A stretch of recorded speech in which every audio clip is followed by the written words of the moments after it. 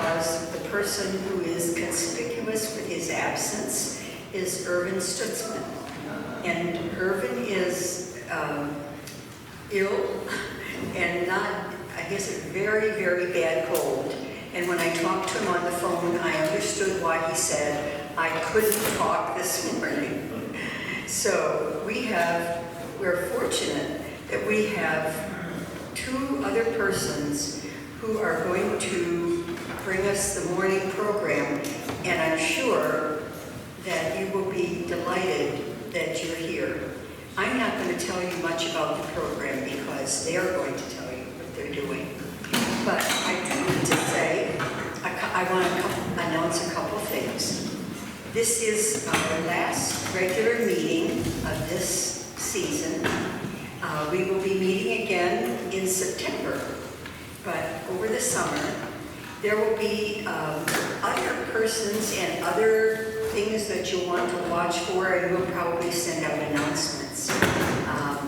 There's going to be some persons here from Africa, I know, and since I'm acquainted with the Summer Peace Building Institute, I can tell you that one of the exciting speakers who's going to be here for the first luncheon is Tekla Wanjala from Kenya. And Tekla is a CJP grad, an early CJP grad, who has gone on to be very active in, did you learn to know Tekla? And I believe she headed the Truth and Reconciliation Commission in Kenya. And so she will have exciting stories to tell. And I'm looking forward to seeing Tekla again. It's been a long time. But I also want to say that there are others during the summer, and so watch for our announcements. And today, it's Harold Miller and Lee Yoder, and they're going to tell you what they're going to be working on. All right, thank you, Margaret. Good morning. Think in terms of a couple different stages in our morning. This first session, over the next hour or so, will be an input from Harold Miller, and you may have questions that you have for him as well. But after that, then we have a time for additional questions. This is really what we call the annual meeting, and it's important for us to hear from you all on suggestions, ideas for the next year coming up, and where we might go with our programming and our emphases. I see Burton Bullard is here, and there may be other people that you want to have a question about or a comment as we go. But first, I don't know how many of you have lived in another culture for 50 years and then returned to the Shenandoah Valley. Does that apply to very many of you here? Not too many. My good friends here, Harold and Ned Miller, tell me that things are kind of whirling sometimes in their mind, but it is amazing the territory they're covering. And we now have, with our steering committee of ACRS, a subgroup on sustainability. And Harold is chairing that subgroup. And just recently, they brought about 8 areas that they felt we could pursue, different parts. And we're looking at those, and the steering committee has said, let's go, but not take them all at one time. And so we have enough to work on in this next period of time. You know, Harold is an EMU grad of 63, same as my year. History major, which is, of course, the foundation of all learning. And so he's well-grounded and rooted in terms of taking that leap and taking Annetta back to her home where she was born. And so they were there for the last 50 years. A year ago, just about a year ago, they returned to this Shenandoah Valley and have an apartment not far from here. So, Harold, come on with your comments. Get ready with your questions for Harold. Get ready with your questions for further directions of ACRS. Welcome, Harold.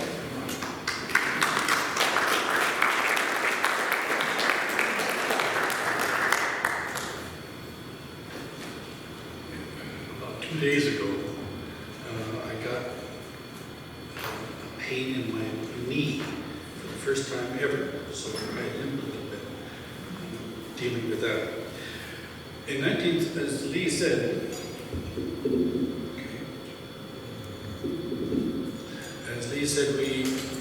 I graduated in '63, a year earlier, and then we taught for several years here in the high school. And then I heard her say that I'd like to go home. She was born in East Africa, and so we applied to Mennonite Seminary Committee for a position with the TAP program.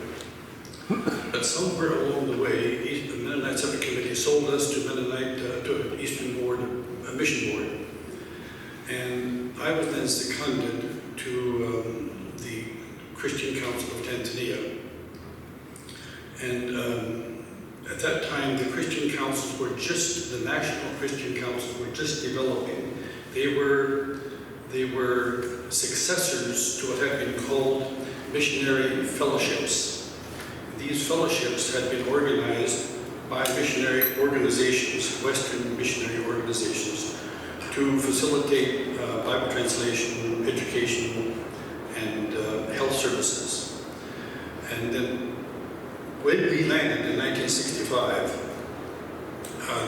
the process of shifting leadership from missionaries to Africans was underway all across the board.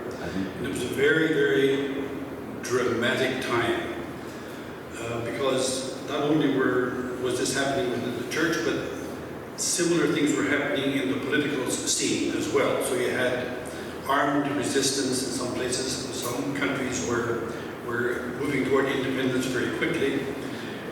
When we arrived, about half of what are now African nation states had declared independence. But the southern half of the continent was still struggling. South Africa, the Portuguese, not colonies, they were departments at that time. And those were really very, very difficult.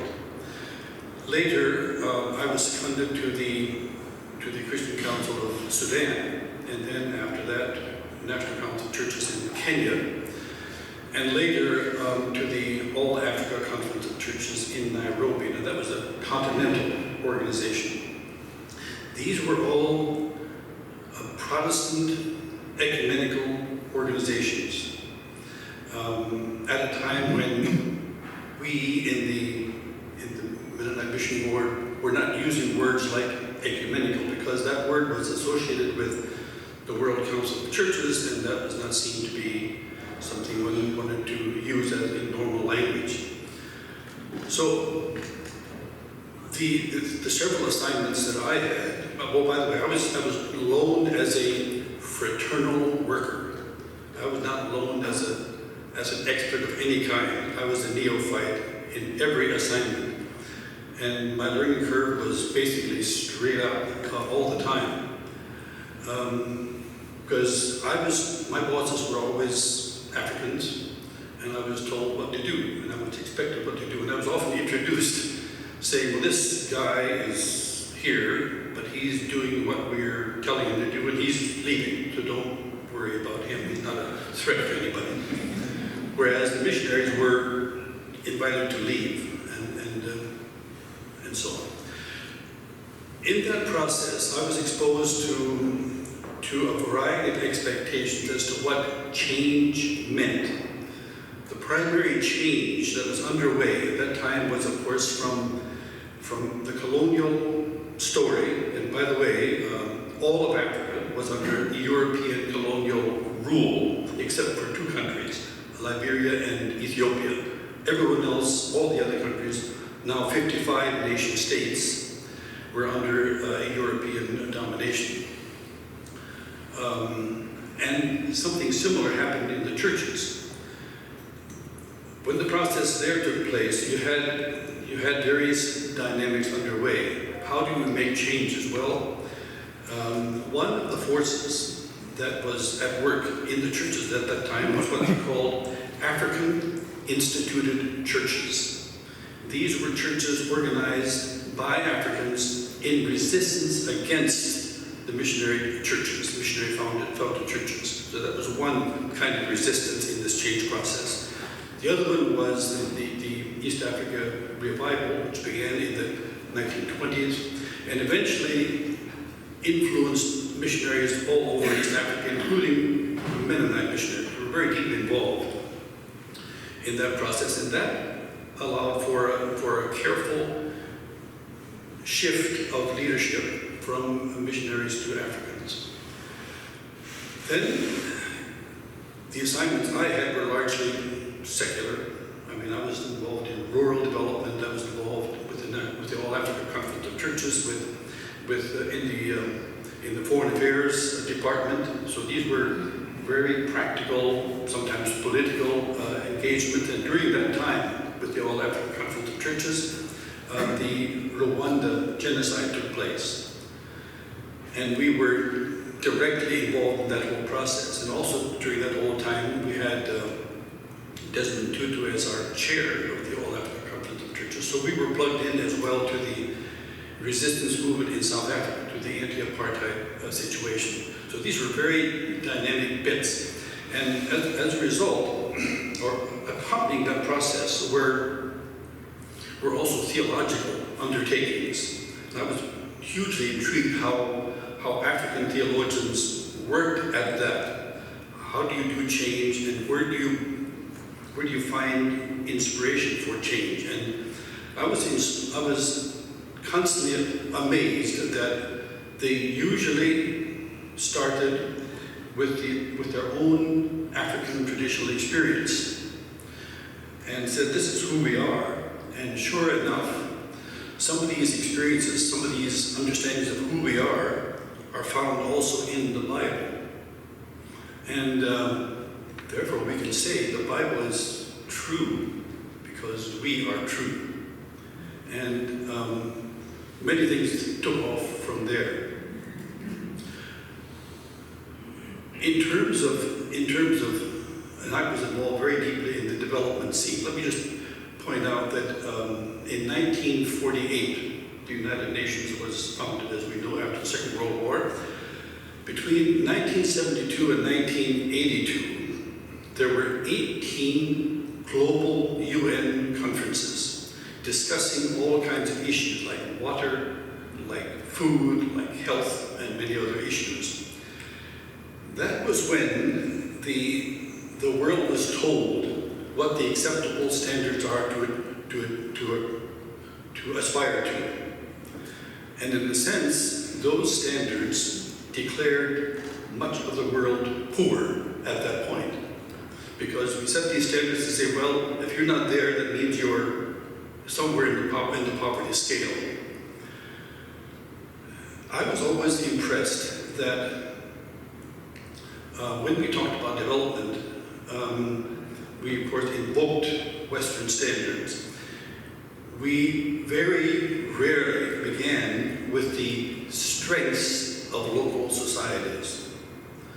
And in all the years I was there, I only came across one international organization, the International Center for Research on Agroforestry, based in Nairobi. When they began, they took a survey of inventory around the world and asked the question, what are people doing well in the different situations? Why have they survived so well? What have they done right in the process? And on that basis, they set up an international program. But that was fairly rare, and certainly among church-related development people, that was also very rare. Just assumed that we were telling them what to do. We had many deliverables, but not very many receivables, or discussables, as it were. So that always bothered me, and I interacted quite a bit with pastoral people in northern Kenya. These people were many of them were Cushites, and you could very quickly identify some of their ideas with biblical notions. For example, in 1981, I discovered a situation where people were celebrating something very, very close to the biblical jubilee of Leviticus 25. almost word for word, and other examples like that. So you could, and don't forget that Moses' wife was a Cushite, and Moses was taught by his father-in-law about God, and there were those relationships between the Cushites and the Jews.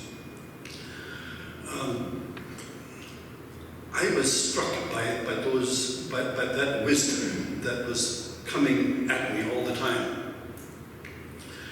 There were other bits as well that struck me. How do we discover truth? What is the nature of truth? My wife has a collection of about 100,000 African proverbs in about 70 different categories. And along the way, there was an institute developed in South Africa to study proverbs. And by the way, the word is paraneology, the study of proverbs. And she's a parameographer, if you like those kinds of words. One of the fellows involved was Stan Nussbaum. He may be a name to some of you. I think he was associated with Bluffton College for a while. And that project had as their chair John Mbiti from Kenya, a very prominent theologian.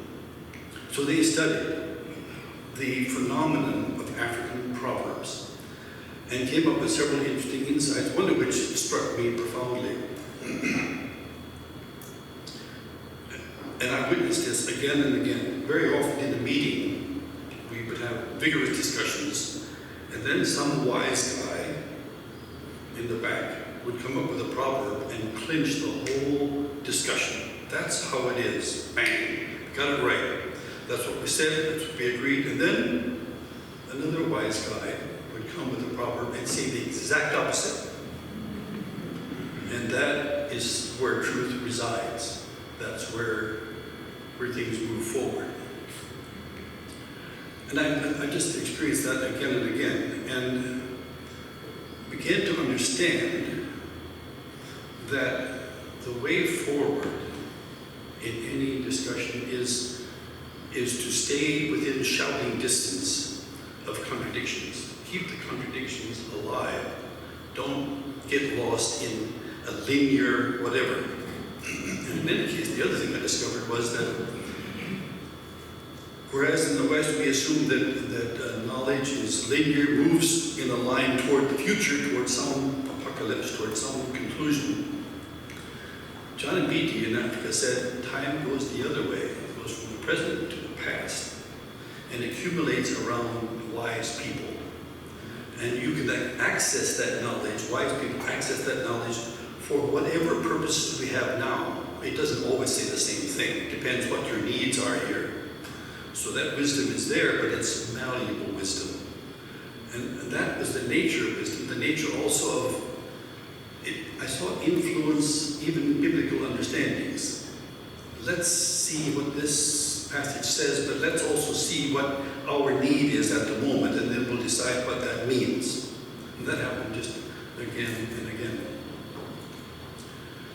So I mention these bits because those were the kinds of assaults that I felt all the time, rebuking my understandings and learnings. And I think I can say it continued all the way through. We stayed 50 years, yes, but I think partly because we were slow learners, I had to try to catch on what was happening, and I also became besotted. I found the traditions and the debates very, very interesting. Okay. Then last year we came here, and somehow I had assumed that I would know what's going on here. I assumed that we left at 65, and I come last year, and I assumed we'll just plug in. Well, sure enough, we have a department down here near Food Line, and one of the things that we talk about all the time is how everything works. You know, our gas is there, our water is there, electricity is there, everything works. works, and and it's all paid for through the bank, and we can just sit there and enjoy. It was said in Nairobi that if you see someone driving in a straight line, you better be careful. That person is probably drunk. The person the sober driver is probably, avoiding potholes. So, well, and there's another story about a Kenyan who went to Sweden for whatever reason and rented a car, was driving some hours in Sweden and developed a terrible headache and tried to analyze why this headache. Well, couldn't see any potholes. Was disturbed by that. I haven't seen any potholes here, and then I tried to deal with that. Is this normal? I'm asking myself, is this the way we're supposed to live? Okay, so then shortly after arrival, Lee Yoder and a few other people invited me to join ACRS. And ACRS had just begun to talk about sustainability as a theme, sustainability. And had suggested that there be a little committee on sustainability. So I was asked to chair that meeting, or that committee. And I knew nothing about this place, so I decided to do a quick survey. And so for some weeks and months, I went around here and checked out what I would easily call green initiatives. And immediately found something like 30 or more. I was astonished by what I found. The creativity that I discovered here just blew me away. Individuals doing all kinds of interesting things. Then I began to see a pattern. So I asked myself, what motivates these people? Well, one motivation came right out of Eastern Mennonite University here. Many of the people that I talked to had come through Eastern Mennonite University and had been influenced, and they would talk about this professor or that class or that book that I read there influenced me and took me in a particular path. Very interesting. So after a while I could see a bit of a pattern. One person who struck me one discovery had to do with a personality here in the valley. And the name is Lewis Heatwall. I have not quite recovered from that discovery. Lewis Heatwall was a Mennonite bishop living here in Dale Enterprise. And in 1868, he began to keep records of rainfall in this valley. He was a weatherman, weather monitoring as a hobby. Kept records all the way through. And eventually advised Harrisburg City, eventually the state of Virginia, eventually Washington, and eventually the League of Nations on how you do weather stations. This was in the 1920s. So just recently, we were beginning to pay attention to weather in this valley. He also paid attention to geomorphology in this valley. He was interested in that. He was careful with his own knowledge, and he got a master's degree somewhere along the way, but he kept it hidden pretty much. At that time, these mountains around here were all clear-cut. Lumber mining had destroyed these mountains. And meanwhile, if you drive around here now, these mountains are all tree-covered. And I keep wondering what we might find if we look carefully at the rainfall records as these mountains were reforested. Well, I'm looking for a person who's going to look at that. So this person, this Lewis Heatwall, I think we must consider as a valley ancestor who looked at this place with very unique eyes and left us with interesting questions to look at. I found so many different things. One of them was the farmer's market down here. You're all familiar with the farmer's market. And just the other day, I listened to a lecture by the architect who designed that. But I also talked to the people who dreamt up that project, Margaret and Samuel Johnson. They spent years fussing about that, thinking about the sacrifice, in fact, living from hand to mouth until they finally got that thing going. Today, there's something like 70 or more vendors in that farmer's market, and a whole body of insight and activity, economic activity, and expertise has developed around that farmer's market. And you could go on and on in different directions. The other biggie that I discovered, of course, was the solar panel thing. This is a really big one. And I'm discovering all the time the many actors in that field. Cal Reddecup is one of the people right here. And there are many others. The question that came to me along the way was, what happens if you draw a circle, or some kind of circle around all these activities? Does that have a name? Is that the future? Is that looking toward the past with nostalgia? What is this thing that's happening? What happens when you discuss it and analyze this sort of thing? Should that be stimulated somehow?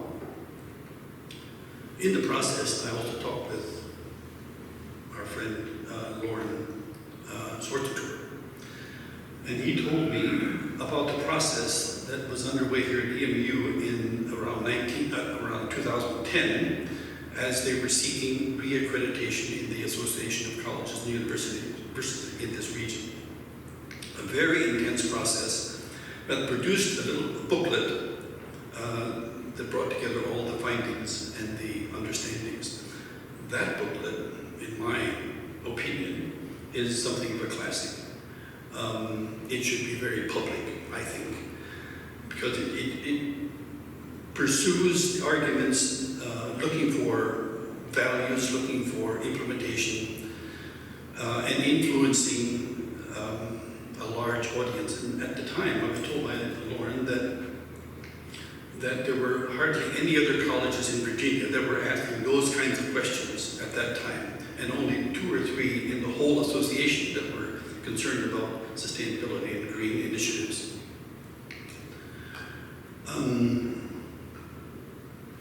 So here we are with incredible creativity. I noticed that there are many individuals out there doing creative things, very much on their own. I've been looking also for forums where these things are discussed, and I have not found them very readily. Just a quickie back to Kenya, Northeast Africa. When we fussed about an innovation in Africa, we were looking for the social go-to place. Where is that? Where do you discuss innovation? Okay, there may be an individual out there taking some initiative, but that individual had to be very careful. Don't be too innovative and don't go too far ahead. You just might be chopped down. You might be seen as some kind of a evil spirit because you're going too far in one direction. So a really good leader with a really good idea had to be careful to take as many people on board as possible and to think of a change process as increment as small as possible so that everyone could agree. Don't take a big leap. So for example, I was involved with what they called sand dams. This began in the late 1970s. Today there are some thousands of these sand dams, but in the early days, one of the innovators, one of the leaders was saying, let's go easy on this, let's go very slowly, no mechanics, no moving parts, no nothing, just very simple stuff. so that everyone can go together and we don't lose each other. And that was a very strong initiative, a strong ethos. Here, I'm sensing almost the exact opposite. Very strong people taking initiatives, becoming very preoccupied with what they're doing and doing it very, very well. But then I ask, where is the general discussion? And is it fair to be led by technology, or does our discussion, our concern, lead technology? Tell us where to go. We're discussing those kinds of things even now. And is there a place within ACRS for that kind of discussion where the ethics of technology and the choices that we make and the community dynamics are considered in a group or in a social process? So just to conclude, I'm struck by the incredible role that EMU has played over the years. I'm also struck that we're not hearing very much on this subject from church at this point. That is striking to me. And just recently, someone, the editor of Mennonite World Review, Paul Schrag, had an editorial, and he mentioned that both Russian and Swiss Mennonites, when they came to North America, pretty much bought into the frontier mentality. We are assuming that there's more land, especially if you go west, there's more land, and it's for us, and we should have access to that. The idea that take it to be easy, be careful that you don't take too much, wasn't quite there. Now, just yesterday, I was listening to CNN, and there was a report yesterday from the United Nations, a global assessment report on biodiversity and ecosystem services. It was making several major comments. One of them was that in a typical human lifetime, our lifetime now, approximately 1 million species are disappearing. I don't know, we can get our head around that sort of thing. Nature, according to this report, is in trouble, and therefore we are in trouble. They're saying that while I'm enjoying my little apartment back here where everything works, and I see no potholes, right? That's happening at the same time. There's overwhelming evidence that human activities are behind nature's decline, according to that report. So those are several assertions. But the other thing that really intrigued me and reinforced some of my learnings from East Africa was that now we need to be looking at the wisdom of indigenous people. A lot of wisdom is lodged there. Let's go and ask them what's going on, what they did right, and how they survived where they are. And I experienced a little bit of that just before we left Kenya. One of the lady researcher with the International Council of Research on Agroforestry, had worked there for some time and then left and is now here in the States. Her name is Joan Baxter. And she is now revisiting Africa on her own. And she's visiting minority peoples, minority communities. And she's finding food, all kinds of grains and food varieties and insects and all sorts of things that were not discovered by the development process and not disturbed by the development process. And she's finding these to be resources to be looked at afresh. So that may be part of the future. Thank you very much.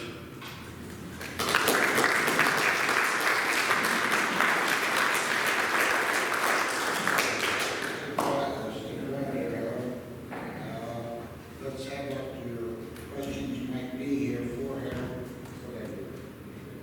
One up here, you take this mic, and we'll get a mic to anybody else that has a question. Not go too close to that mic, stay out here. All right. Now, questions, comments for Harold on sustainability? Anyone? You don't have to worry about being first, just do it. Yes, Tom? Well, Harold, I'm pleased to be in your network of friends. And today reminds me again of one of the hallmarks of your character and personality that was told to me and preceded our meeting, meeting you with folks that came to learn alongside you, expats that learned alongside you in Annetta, that was substantive to their life work and ethics in land and community, which is the nature of humility through listening and learning. That speaks to an ethic that I think I'm hearing through my lens and biases of what you're discovering with the folks that are inspiring you here, of coming back 50 years later and discovering a number of generations of folks who have sought to listen and be attentive to how they're living in the world, what they have been inspired, however the gospel reached their ears, the pursuit of making amends with maybe reading the gospel wrong at some point, and trying to do different, live life differently. You speak of Samuel and Margaret. You speak of folks engaged in the farmer's market. What's my point here? It's the observation of individuals being inspired by whatever touchstones they might experience, synthesizing that in their own way, and just trying to humbly, confessionally, just step out, live, and lead. Can you package that in some Promethean, Protestant, institutional organizing ethic and still succeed with the innovation, the creativity, the passion, and the goodness of that? I'm not sure. Can you, a better term is, can you scale it up and not lose that innovation? I'm not sure. I'll be brief here. What we read is often the food that shapes us. You asked about the role of the church. I didn't grow up in a creation care congregation. I grew up in a capitalist Anabaptist congregation where no Amishman was above making money. And we read an eschatological linear history that we're marching towards Jesus, creation be damned. And those are things we have to reckon with. My observations. Well, just to quickly, one other impression that came again and again was that, well, by the way, there are something like 2,000 people groups in Africa. Each one, their language, traditions, foods, and importantly, place. Until recently, you could generally identify people groups in place. And the other significant thing about that was that language and understandings and wisdom were informed by place. So the weather, the soil, the plants, and so on had formed language, and people knew how to interact with those bits in order to survive. So integrity meant taking account of what is there. We are all immigrants.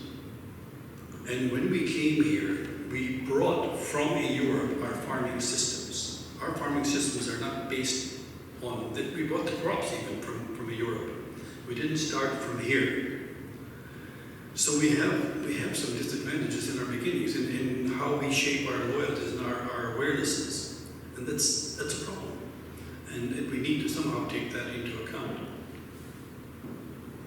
Okay. Other questions, comments, observations? Amens or anything else? Harold, you might want to comment on these 8 basic recommendations that you brought your subcommittee. By the way, tell them who's on your sustainability subcommittee, the group that you're working with, and these were the 8 items that were brought to the steering committee. Tell us a little bit about those. Okay, the subcommittee is made up of Kenton Brubaker and Doug Graber Neufeld, Earl Martin, Wayne Teal, and myself. Well, I chose these 8 arbitrarily from the longer list that I mentioned earlier. And they include a further pursuit of and consideration of the contribution made by Louis Equal as sort of an ancestor comment, looking and revisiting carefully the EMU initiative and what that means. And also looking at what does a secular institution like JMU say and do with regard to sustainability. Looking at solar panels, and I mentioned that earlier. The other one is Park Woods down here. There's a very intense process going on in debating the future and the utility of Park Woods. And then I mentioned also earlier the farmers market and the related Dayton produce market. Very interesting innovations.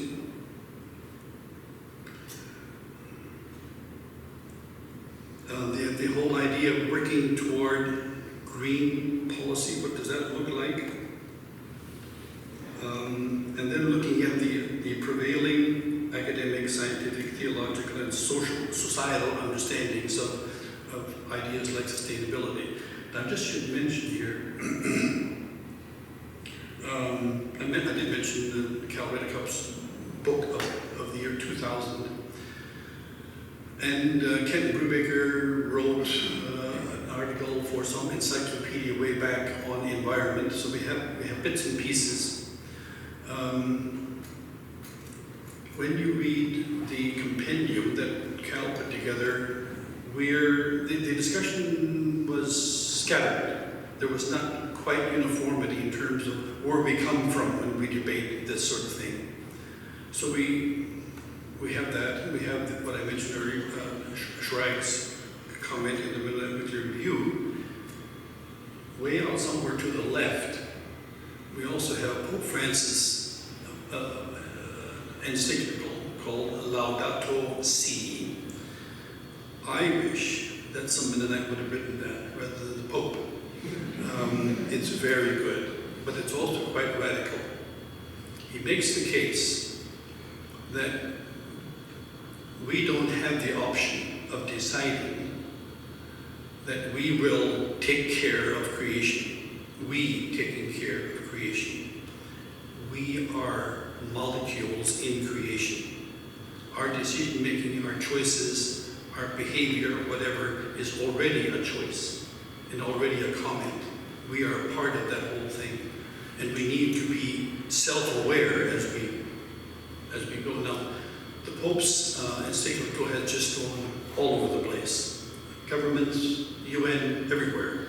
And it needs to be looked at. So it seems to me that in terms of the theology of sustainability, of creation, needs a lot of discussion. It needs to be a constant concern of ours, given the findings of UN and many others. Next comment, question, observation. Right here. Oh, go ahead. Yeah. Richard Bowman. In looking at your committee, I was just, and also thinking of the history of the farmers market. I don't know if you run across Riddell Schrock or not, Yeah.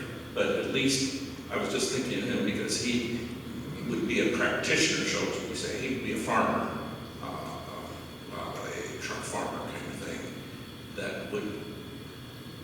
pronouncement in some of the just plain academic concerns. I just raised that as an issue. Thank you. Good, back here, Earl Martin. I'm not sure I heard everything. You said that you referred here to the Pope's encyclical, and it seems to me that maybe the closest thing we have as Mennonites to the Pope's encyclical is a study that I believe was led by Lauren at EMU. Yeah. But it seems to me it's a candle under a bushel. I'm wondering if there'd be some way we could commission Lauren and others to take that work and expand it to Mennonite Church USA and adapt it for Mennonite Church USA, and with maybe a little more popular edge to it, popularized, accessible edge to it. But it seems to me that that's a tremendous resource that needs to be expanded throughout the Mennonite Church. Agreed. All right. Yes, Calvin, one of our founding fathers in this whole topic.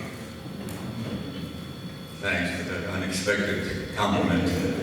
I guess you would expect me to say something, or whatever, because I really appreciate what you've been telling us, Harold, in terms of historical and intercultural analysis. It's wonderful to hear. I'm basically, I think, in line with what you're saying, but I'll make two comments. One major orientation at the University of Chicago was the demographic transition, which said that all these things will be solved in a certain amount of time.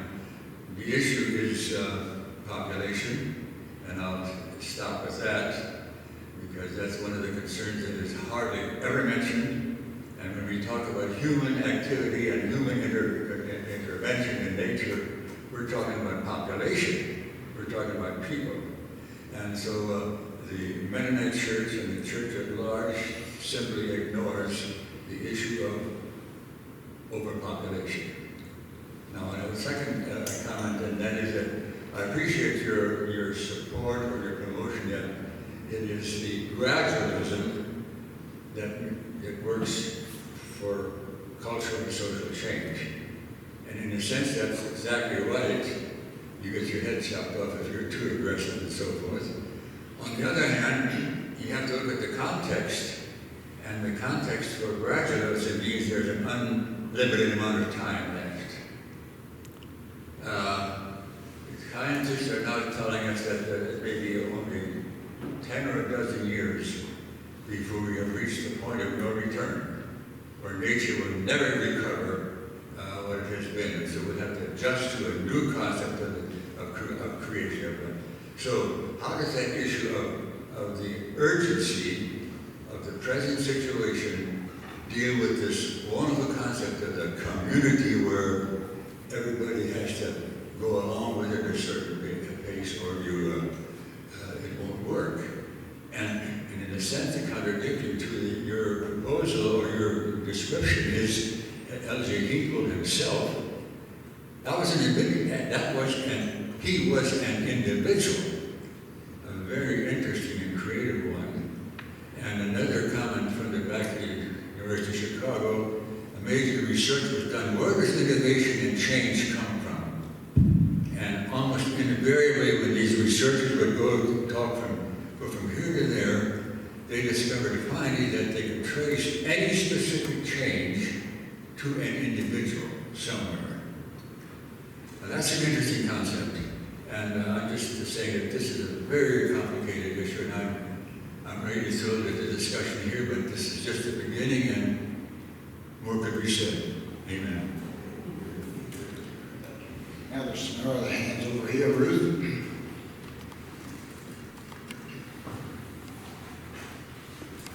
I wanted to pick up on somewhere around point 7 or 8 in the date that you listed. I think I heard a reference to policy, and also to pick up on some of Cal's remark about urgency.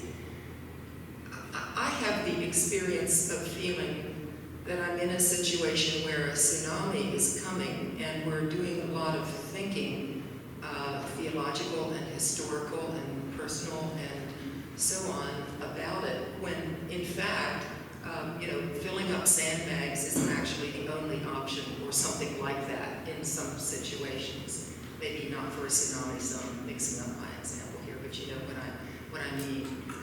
And the problem I have is that we don't have the time to do well a lot of the things we should be doing about the situation we're in. And in fact, what I'm hoping from the sustainability efforts that EMU is doing is the mobilization of a lot of people, starting where we are means a lot of Mennonites, for much more immediate, urgent political action.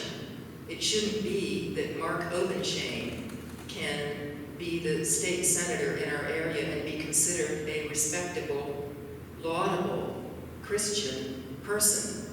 This county is full of respectable, wonderful, committed, helpful, community-minded, Republican Christian people. And there's no connection being made locally. Ben Klein reports in his email, which I'm somehow on the list to get, about his wonderful meeting down in the Gulf with people who are wanting to do oil drilling, and they were taking, I'm sure at their expense, they were taking our political representatives there and showing them how safe and safe for the environment this drilling will be. And he's reporting on that, and these people who get their money from Dominion, whether they're Republicans or Democrats. But these are decisions that the decisions these people are making, and of course the judges who are going to back up corporate entities wherever and whenever. It's really urgent and immediate, and so part of what I feel is that there are a lot of really wonderful ideas and reflections and broad thinking and so on that should be enlightening us by now, and maybe should have starting 30 or 40 years ago. But that really at this point, I'm not seeing people who, including myself, who are acting like it is in fact urgent, and the ability for us to even have the option to do some things well is blocked right now by very specific political forces. And we are not on top of that. And if we're not, we're wiping out the possibilities for a lot of other wonderful things that we love to think we are all about. So I have a feeling of panic. I live with a feeling of virtual panic every day. And I don't know where to turn. I mean, there are a lot of organizations doing things, and I try to support them. I try to do a few things that I feel like I can do locally, and I'm cheering for a lot of other things that I see. But we are not at the level of action that the appropriate panic should be leading us to be at. I don't see it happening. Even in this room, I don't think it's happening enough within myself. And I just wanted to air that. I'm terribly excited about the things that I see that are coming up. They are nowhere near the level that we need to be at. So I don't have an answer. I'm glad if you can give some comment or response. Well, I'm following some of the comments and attitudes of your president as well. Your president, our president. He's not exactly in tune with what we're talking about here either. I have wondered why we don't just all rise up and walk to Washington and stay there until something dramatic changes. I don't know how that would work. The women tried it. And I don't know what we do with urgencies. Like I said, we are far too comfortable in our little apartment over here. Everything works. I have no problems with my life on a day-to-day basis. Whereas in Nairobi, I was always, something didn't work, and I was always spending a day or two on very small bits and pieces. So we become very complacent. I agree. And one of the questions that we raise here is, where does a discussion naturally take place? Is it within institutions? Is it within communities? Is it, ACRS says we're a little bit above institutions. We have dotted line relationships, but we're not tied with black lines with institutions. We're not responsible. We're thinking, is that a good place to be? Or is that a space within which we can begin to talk urgent things? This is an ongoing bit. And by the way, it seems to me that even the word sustainability needs to be interrogated. Imagine we talk about flourishing. What would it take to flourish, to work with our environment such that it actually grows and is enhanced? One of the recommendations, by the way, of this UN report is that approximately half of the world needs to be set aside for rehabilitation right now, if we are to survive on this earth.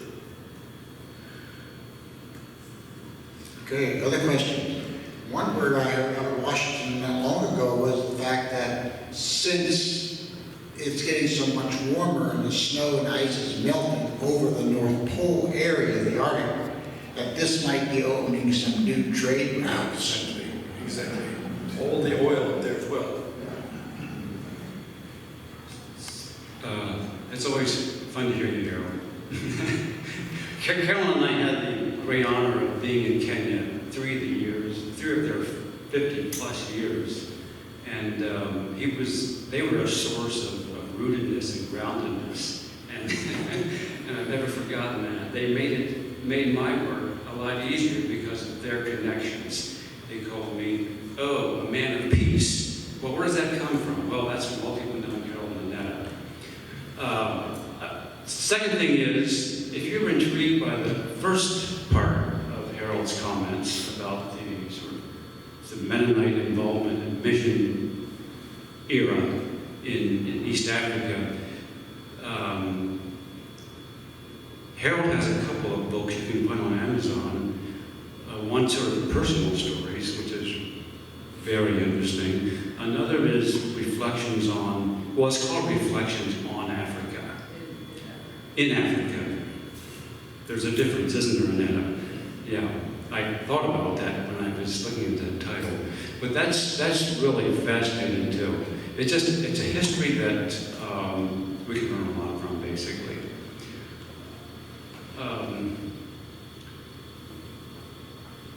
The third thing I guess I wanted to say is I think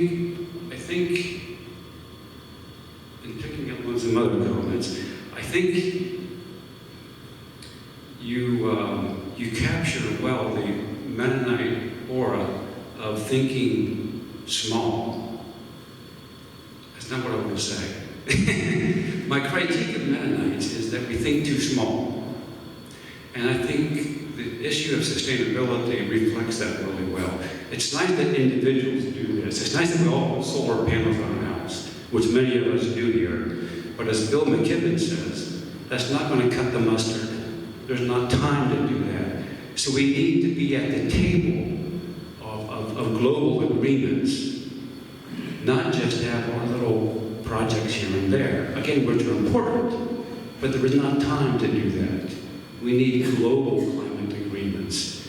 And how do we do that? Well, we can advocate, we can vote for people who make those decisions in national and state and local elected positions. How do you deal with this Mennonite thing of thinking small, where the problem is really huge, kind of like Ruth was saying? Well, one of the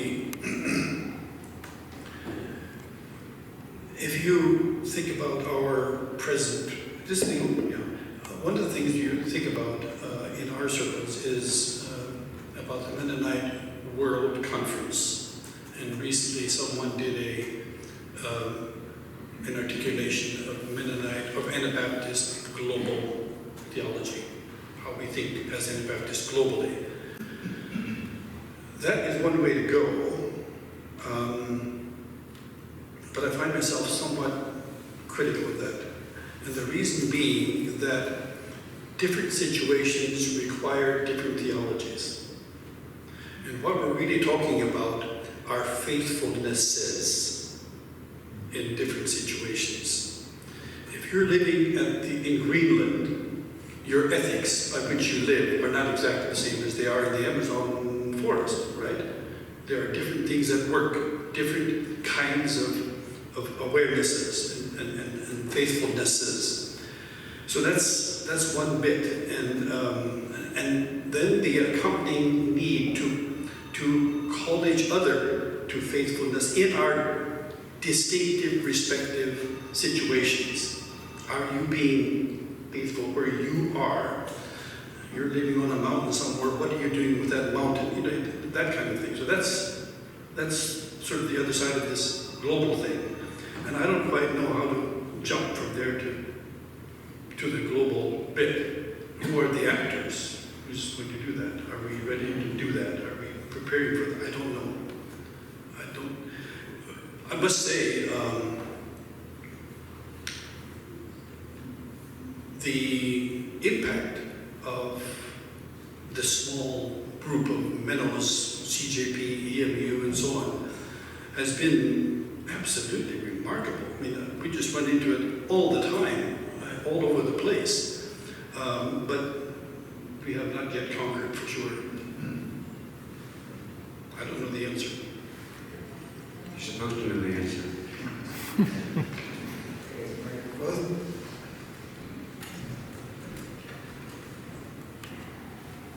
Thank you so much, Harold. I find this so interesting, and I love hearing your stories of what you learned and how you learned to work in Africa. I must admit, I come from a family circle that thinks very differently than I do. And some of you have heard enough to know that that's true. I keep wondering how, I look around us here. We represent a relatively small group of the local Mennonite community. How can we find ways to talk to each other in this community? It's so politicized. And we don't want to believe it, but it is. It comes so fast when you want to even bring up this subject. And I think one of the real challenges is, how do we begin to get conversation going between churches, between groups here? That's my concern. That's right on there with some things you were saying. Go ahead. Just the other day, I completed a questionnaire from the Community Mennonite Church where we attend. And the questionnaire was something about, should we leave Virginia Conference or should we stay? Now I read that against the kind of comments I made this morning, and I find that extremely frustrating, I must say. My answer was, don't leave and join a whole bunch of other conferences and keep the conversation going and keep all the contradictions going as well. Don't conclude the argument. Keep it going, always. That's the function of church. The high point there is Acts 15, it seems to me. That's the story of the New Testament.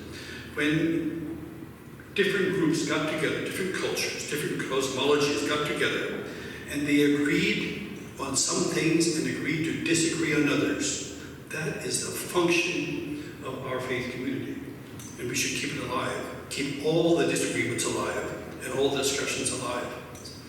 So I agree with And I'd just like to say, I would just like to challenge us to keep thinking, how can you begin to get more conversation going outside of the circle that we are in? I miss, just here in Parkview Church, there is a very small group of us that have chosen, there are 6 of us, that have chosen to say we want to regularly meet for conversation, and we deliberately recognize there are 3 of us who think very differently from the other 3, and we try to have regular conversations. We haven't changed each other's minds very much, but we know each other in very different ways. And I think we all said it's worthwhile to do that. That's a very small, but I think, my point is, I think it's going to take deliberate choices for conversation and larger than conversation. Thanks so much, Harold. Let me just follow up on that real quickly.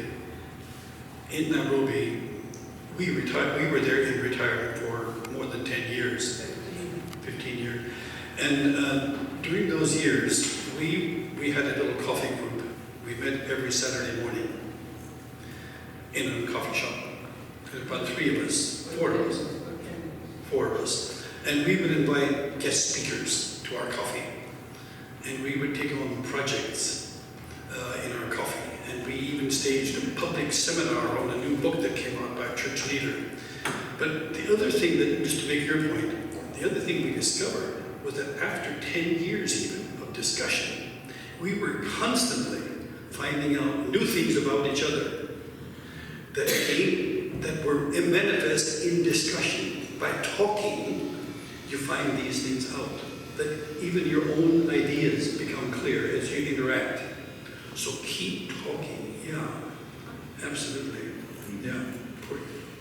So one of the things that Harold was talking about, with all these 30 parties plus or minus all around, how can we facilitate that conversation to go on, and what should it become and grow into?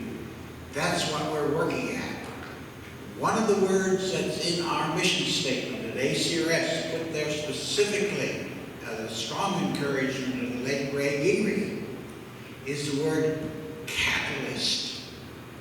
We, ACRS, are to be a catalyst. That is, we don't do it all, but perhaps we can help to stimulate movements and gatherings and comings together. That's what we're looking at, and that's what we're hoping can become a part of this, to keep the dialogues open. And I'm reminded of our church, an interdenominational church in Cairo. We were there for 8-9 years. It came time for communion, and of course, it also was applied on matters of baptism. But with there, where you have people coming from 50 different nationalities, 40 or more different kinds of denominations or groups, it comes time for communion. The pastor, who happened to be from Alberta, simply says, and here's the tray, we have for service of the wines and the grape juice. He would simply say, on the outer circle is the wine, on the inner circles is the grape juice. Take according to your tradition. End of subject. At Parkview Church, that would be a 3-year conversation. Take according to your contribution, your traditions enrich the other traditions, and you sort of. Anyway, what further comments do you have in terms of where and how ACRS should go, give consideration to, move on into? Following through on what Ruth was saying, maybe we should invite Mark Obenchain to address us here at ACRS. Oh, okay. An open chain address. Well, I'll tell you, I do appreciate what Open Chain is doing on getting Route 81 work funding moving. That's helpful, but that's an option. That's not the subject. That's not the subject, yes. I think Ruth's comments about becoming involved politically is a critical issue, and we are just neophytes at that business. Okay? Other comments? This is what we want to hear. That's what the steering committee needs to hear. We'll be meeting after this meeting here for our morning session. Yes, over here. Well, I think ACRS needs a proverb now to kind of sum this up. If nobody else has a better suggestion, let's go with more bug splatters in our Prius windshields. Bug splatters in our Prius windshields. All right? Others? Yes. What you say is we understand. I'm just saying, I couldn't quite understand him, and I think someone else, I'm not the only one, please repeat it. Last comment you made. You said bug splatters on your windshield, right? In our Prius windshields. We don't get any bug splatters on our windshields anymore because the biodiversity is way, way down.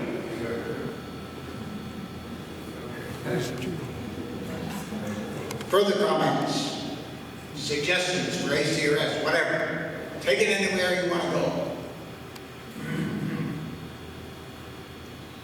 Is this meeting place, this change to meeting here at Parkview instead of the West Dining Room at EMU, likable, not likable, encourage it to continue? Comments? Yes, go ahead.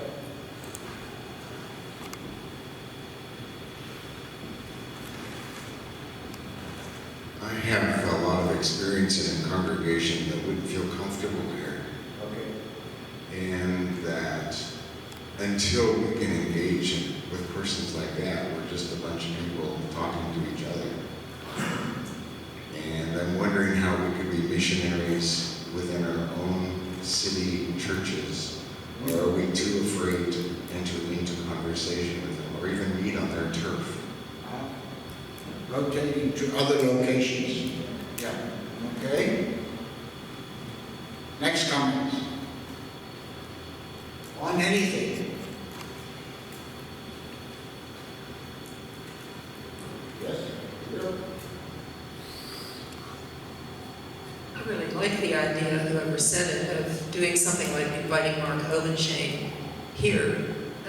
I think that really could be a worthwhile thing, you know, with a specific topic, or maybe someone else who presents alongside him if they respond to each other. I don't know the details, but for instance, our sheriff right now, I don't know if he'd be willing to talk to a group of people, but he's facing some decisions. But there are other leaders in the community, and especially political people, that I think.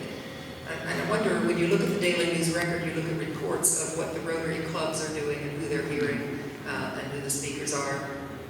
If this isn't, I don't know, do we want it to be a public meeting that we are encouraging people to attend? If we do, this very meeting, this very kind of meeting, we could at the least be reporting in the Daily News Record who we heard from.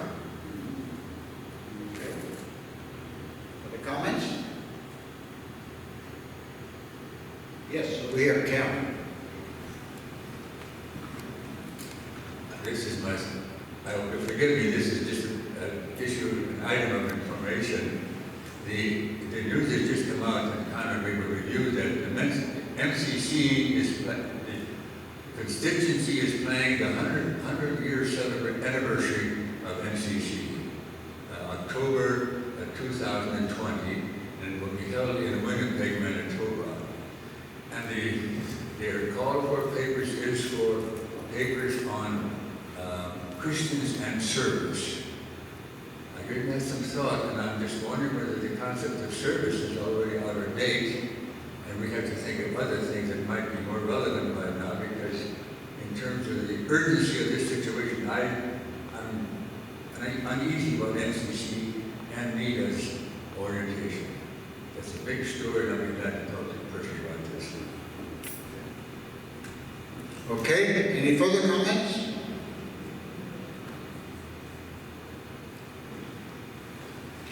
I do, yes, Richard. Just debate whether it's going to say anything or not.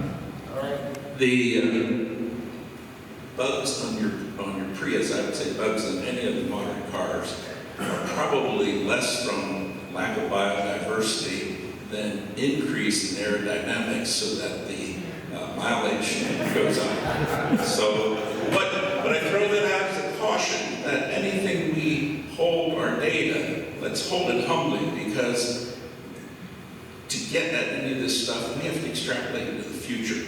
That is a very, very tough thing to do. Statistically. Okay, further? Yes, John Morse?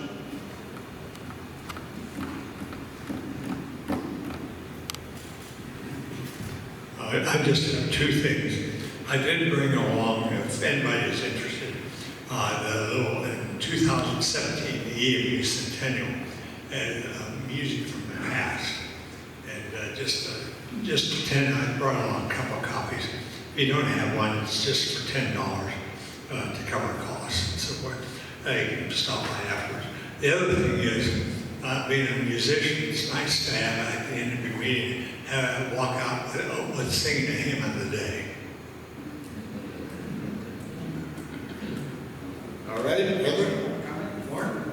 Well, I would just note one political movement that I doubt most people understand because it's been under the radar, but Tony Smith, who was influenced by EMU, although he had had previous experience with environmentalism and as an entrepreneur, it's no stretch to say that solar in Virginia is largely due to his lobbying efforts in Richmond. He spent 3 or 4 years down there. From the time we did the project in 2010 on the library, there were no future solar projects at a commercial level for another 2 to 3 years, and that was because Tony was in Richmond bending the ears of people like Oben Shane, Tony Will, other people, because of the influence of Dominion.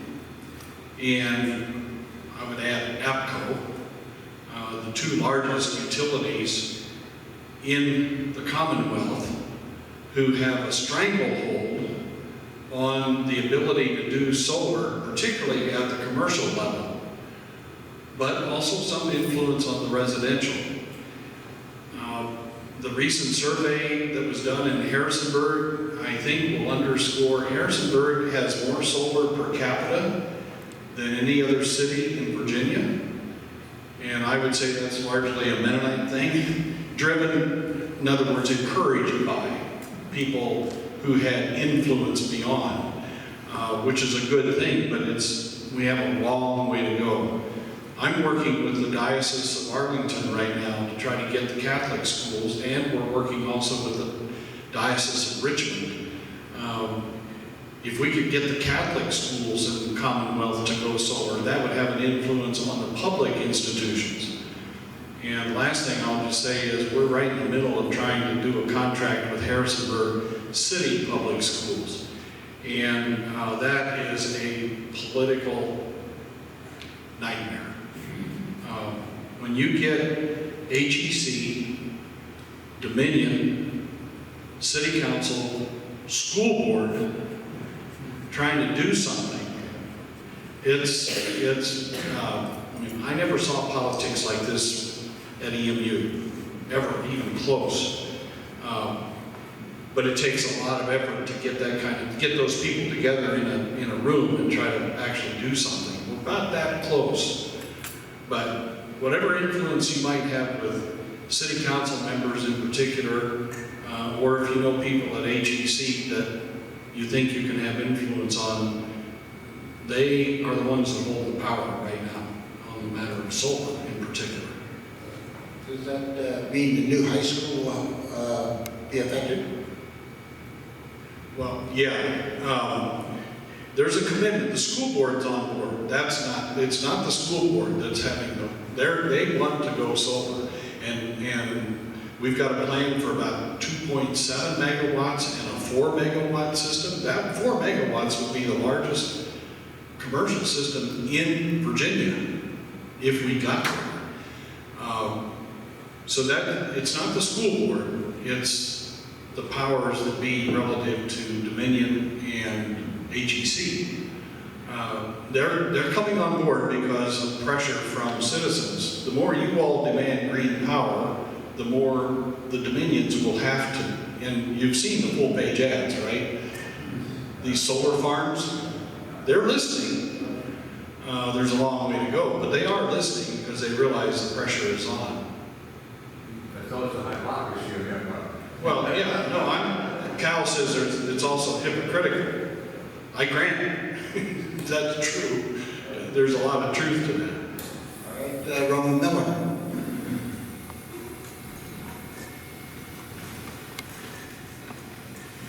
Thanks for your comments, Lauren. There is a neighboring institution here called BMRC, and it would be very nice for you to have some extended conversation with the powers that be of that institution. We might even be able to have a petition drive within for the institution to consider some changes in the acquisition of their energy. Okay. All right, any other comments? I did want to mention also, earlier on, ACRS began the first $100,000 raising of funds for the film Being Mennonite in America.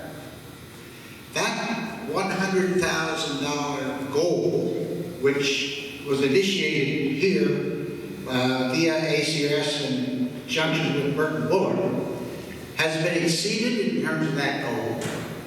And now Burton has arranged with an agency, I think it's Los Angeles, the International Documentary Association, IDA, which is a 501c3 organization, and where all funds for the next production stages of the film need to go, because we need that money coming not from a Mennonite institution, which EMU has been our channel for that, but it needs to come from another source. To go into production, Burton, and I'll invite Burton to make any comments he wants. To do a 60-minute documentary is around the $700,000 mark. And for the first one, and he's thinking of doing 2 of those, for the first one, I think funding-wise, you've already generated at least 25% toward that goal.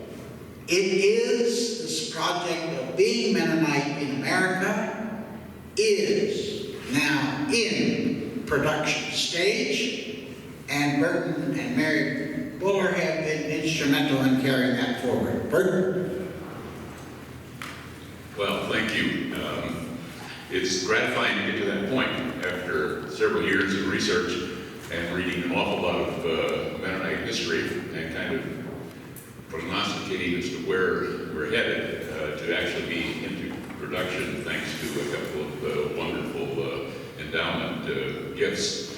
Let me pick up a little bit on some of the research we've been doing, and Carol, with your comment regarding frontierism.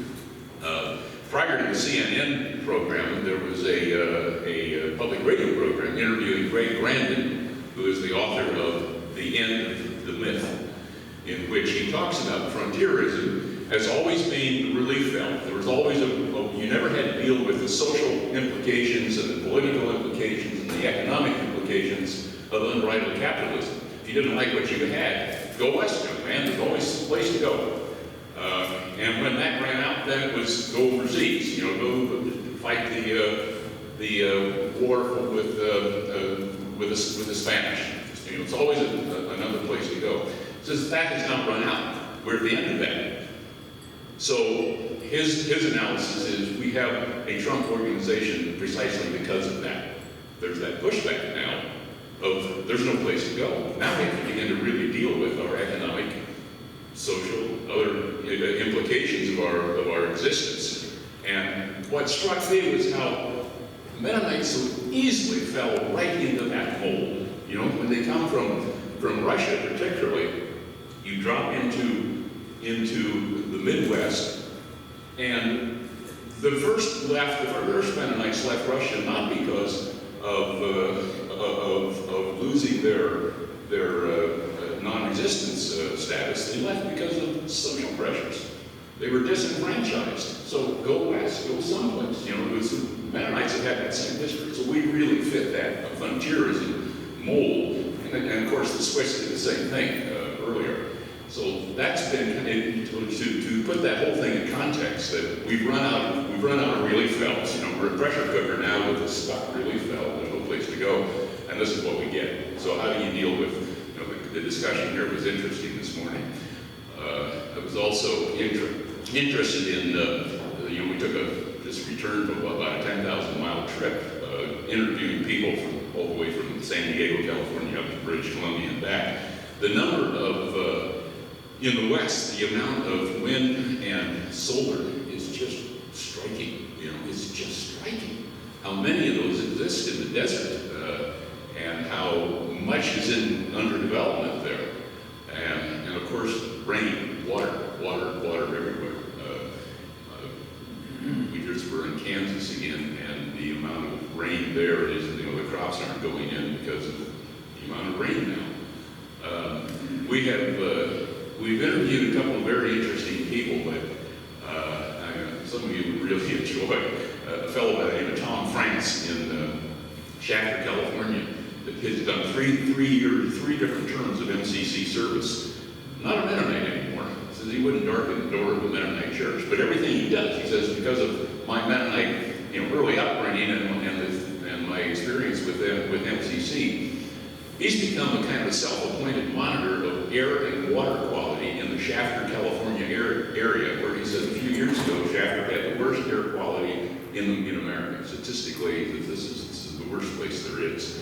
And he has formed a group called the Association of Irritated Residents. And when he finds that the local agricultural companies and the local oil companies, energy companies are violating EPA standards, he files lawsuits one after another. And so it's an interesting kind of circle that Tom France has made, and is very, very deeply involved in environmental issues. He doesn't like the word environmentalism, but he's deeply involved in these things, as a result of his Mennonite experience with MCC. Yeah, we are in one of the things that we're facing now. We've done approximately something over 50 interviews already with on videotape, and we're using a service to transcribe those. You have to get them transcribed, get them into words, so you know what you have, and be able to do a script. And we're using a computerized service. But, you know, when computers come to the word Mennonite, that does not know what to do. And as well as the Mennonite names, you know, it comes up with all kinds of strange things. And so we have to physically go through and deal with those. We're really looking for somebody who could help us out with that, you know, on a volunteer basis or whatever. It's really a fairly simple process, but there's so many of them, we need some assistance with it. You actually read the script, and the sound plays along with it, and when there's a mistake, you just go in and make the correction, and anybody can do it on their own home computer. If anybody is interested in getting involved a little bit, we'd love to have some assistance on that. So that's the stage we're in. We've added Diane Humble, who is a retired professor of communications at Franklin Marshall College University, as an associate producer. We're looking to add another associate producer, and then we're deeply involved. Thank you very much for all that you people have done to get us started on this process. Oh, let me say one other thing. WITF has come alongside of us. WITF is a public television station in Pennsylvania who has agreed to be our presenting station. We need a presenting station to get into the public television system. An independent producer can't just walk up and say, I'm going to put my program on your satellite and you guys are all going to air it. You have to have a station who takes you that way.